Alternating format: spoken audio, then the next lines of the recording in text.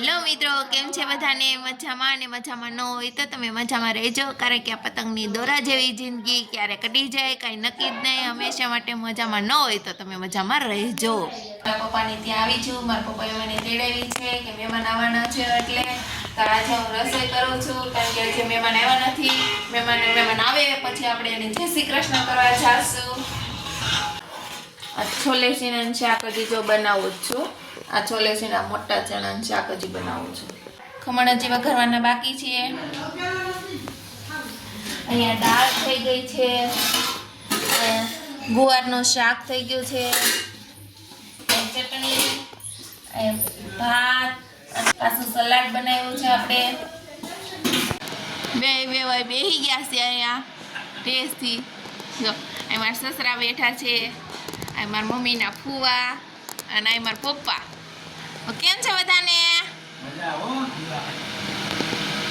માસા ને મામા ને બધા બેઠા છે. જો કેમ છે મામા? માસા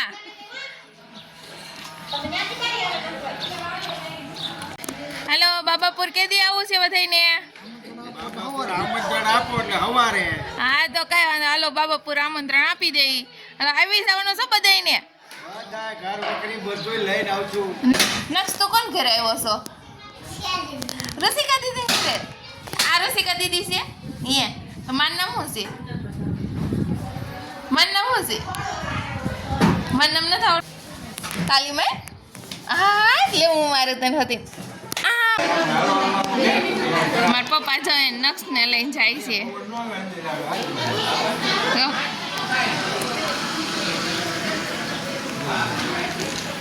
મહેમાનની પથારી થઈ ગઈ છે. અહીં નાખશો. ઠંડો પવન આવે છે દીકો. હા કે મારા માસી આવી ગયા છે, મારા સાસુ, મારા મમ્મીના ફોઈ બધા જ આવી ગયા. મારા મામી જો આ ડેરી પીપરિયા વાળા માસી. કેમ છે માસી? જય શ્રી કૃષ્ણ. આ મારા સાસુ, જય શ્રી કૃષ્ણ. આ મારા મમ્મીના ફોઈ, આ મુંજાસર વાળા માસી, અમારા ગૌઢા બા, જય શ્રી કૃષ્ણ બા, બલગામ વાળા માસી, જય શ્રી કૃષ્ણ. નીવા કેમ છે? ભૂંગળું ખાય છે જો નીવા. અમારા મમ્મી, જય શ્રી કૃષ્ણ.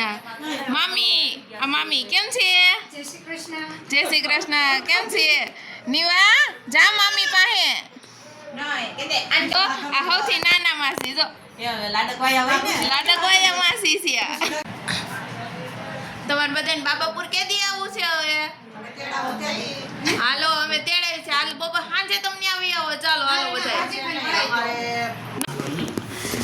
ચાલો બધા જમવા બેસી ગયા છે. ઋષિ મૂકજી જો મૂકજી બધાને મૂક તમ તારે. ઋષિ એક એક બધાને મૂકી દે.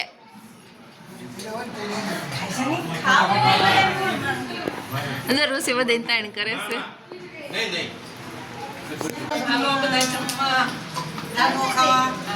હાલો બધા લાડવા ખાવા. છાશ જેને ઠંડી ઠંડી પીવી હોય તે. હાલો. અમારા બ્લોગ જોવા માટે યુટ્યુબમાં લાઈક કરો, શેર કરો ને સબસ્ક્રાઇબ કરો.